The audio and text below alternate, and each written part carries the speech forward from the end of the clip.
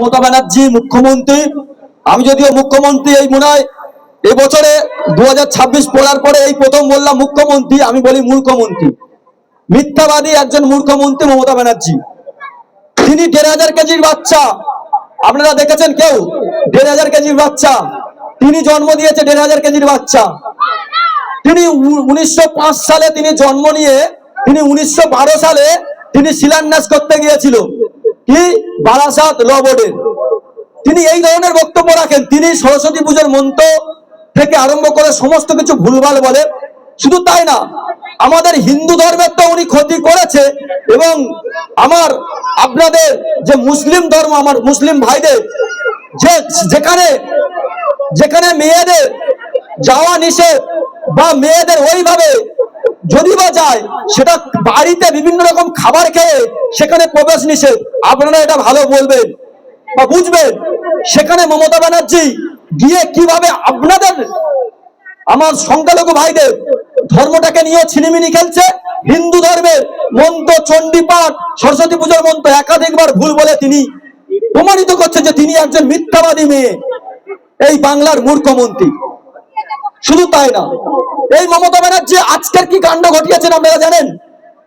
আজকের প্রতীক জৈন, আপনারা এর আগে নাম শুনেছেন? যার যিনি একজন ব্যবসায়ী নামে পরিচিত, তার বাড়িতে ইডি গিয়েছে সকালে। কেন গিয়েছে? কয়লা পাচার কাণ্ডে তদন্ত চলছে, আজকের থেকে নয়। আপনারা জানেন 2016 সাল থেকে কয়লা পাচার কাণ্ডে তদন্ত হচ্ছে। 2016 সালে 21 সালে মমতা ব্যানার্জি বলেছিল ভোট এসেছে তো ইডি সিবিআই তারা বাড়ি বাড়ি যাচ্ছে। কিন্তু আমরা দেখলাম গত 21-এর পরে বা 16 বিধানসভার পরেও একাধিক নেতা মন্ত্রী অ্যারেস্ট হয়েছে বিভিন্ন চুরি দুর্নীতিতে। সেখানে কয়লা পাচার কাণ্ডে একটা ব্যক্তির বাড়িতে ইডি তদন্ত করতে গিয়েছে। আপনারা জানেন চিটফান্ডের পরে যখন সিবিআই তদন্ত করছে, তখন রাজীব কুমার, তখন পুলিশ কমিশনার রাজীব কুমারকে যখন জেরা করছে, এই মমতা ব্যানার্জি ধর্মতলায় তিরপল খাটিয়ে বসেছে রাজীব কুমারের একজন পুলিশ কমিশনারকে বাঁচাতে। কেন? কেন? ওই সারদার লাল ডায়েরি ওই রাজীব কুমারের কাছে ছিল, সেই তদন্ত যাতে নষ্ট করে যায়, বিঘ্ন ঘটানো যায়। আর আজকের সেই জৈন সাহেবের সকালবেলা থেকে যখন ইডি ঘেরা করছে, তার বাড়িতে যখন তদন্ত করছে, মমতা ব্যানার্জি আজকে স্টিল লও আর কলকাতার সিপি মনোজ বর্মা দুজনে ওই নবান্নের যত ফাইল ছিল, ফাইলগুলো পাঁজা মেরে বুকে জড়িয়ে ধরে মুখ্য সচিবের কাছে দিয়ে ওনারা সোজা চলে গেল আজকে সেই জৈন সাহেবের বাড়িতে। কি করতে গেল? প্রশ্ন জাগে না? আজকে কি করতে গেল?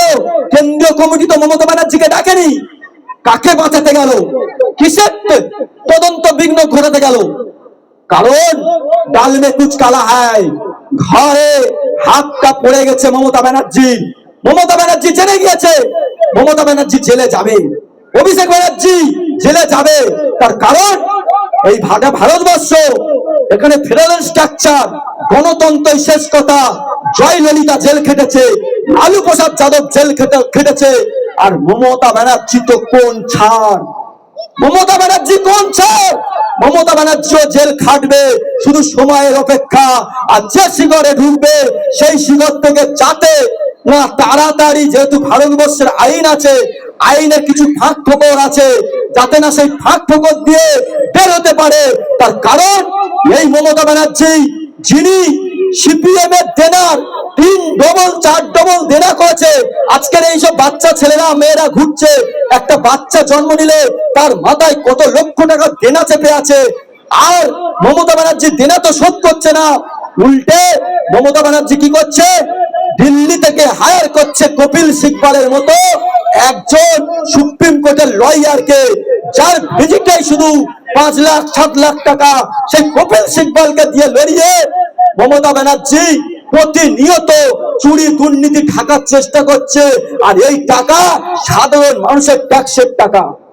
আজকে লক্ষ্মীর ভান্ডারে বড় বড় কথা বলছে মমতা ব্যানার্জি, মমতা ব্যানার্জির ভাইরা দুধেরা। আজকের বিজেপি, ভারতীয় জনতা পার্টি আছে, বলছে আপনাদের তো লক্ষ্মীর ভান্ডার মমতা ব্যানার্জি কত দেয়? 1000 টাকা। আপনি জানেন আপনার বাড়ির পাশে যে এক্সচেঞ্জ ছিল, অর্থাৎ এই যে মদারহাটে যে এক্সচেঞ্জ অফিসটা ছিল, যেখান থেকে ছেলেমেয়েরা 8 পাস হওয়ার পর যেখানে গিয়ে নামটা নথিভুক্ত করত একটা কাজের ইন্টারভিউর জন্য, এক্সচেঞ্জে আর কেউ যায়? এক্সচেঞ্জ তুলে দিয়েছে মমতা ব্যানার্জি আসার পর। সেই এক্সচেঞ্জের জব আর কাজ হয় না। মমতা ব্যানার্জি যুবশ্রী ভাতা চালু করলো। সে যুবশ্রী ভাতার আজকে কোন যুবশ্রী, কোন যুবকের অ্যাকাউন্টে এই এক্সচেঞ্জে যারা অ্যাপ্লাই করেছিলেন বলতে পারবেন যে যুবশ্রীর টাকা ঢোকে? ঢোকে না, ঢোকে না। ধাপ্পাবাজি, ধাপ্পাবাজি। ভোট নিয়ে নিয়েছে যুবশ্রীর নাম করে 2016 সালে, 11-র পরে 16 সালে যুবশ্রীর নাম করে ধাপ্পাবাজি দিয়ে ভোট নিয়ে নিয়েছি। কন্যাশ্রী, কেন্দ্রীয় সরকারের বেটি বাঁচাও বেটি পড়াও প্রকল্প, 2.5 লক্ষ টাকার প্রকল্প, পশ্চিমবঙ্গে এসে 25,000 টাকা হয়ে গেছে কন্যাশ্রী। আজকের মোবাইল দিচ্ছে, আমার পূর্ববর্তী বক্তা বলেছে আজকে সিটিআরইনি দিয়েছে, ল্যাপটপ দিয়েছে, ই সাইকেল। আজকের মমতা ব্যানার্জি কি দিচ্ছে? শুধু দুর্নীতি। যুবশ্রীর আজকে কিভাবে যুবকরা রাস্তায় বসে আছে, ডাক্তার রাস্তায় বসে আছে।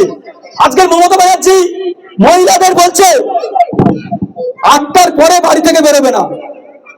এই মমতা ব্যানার্জি বলছে 8টার পরে বাড়ি থেকে বেরোবে না মেয়েদের।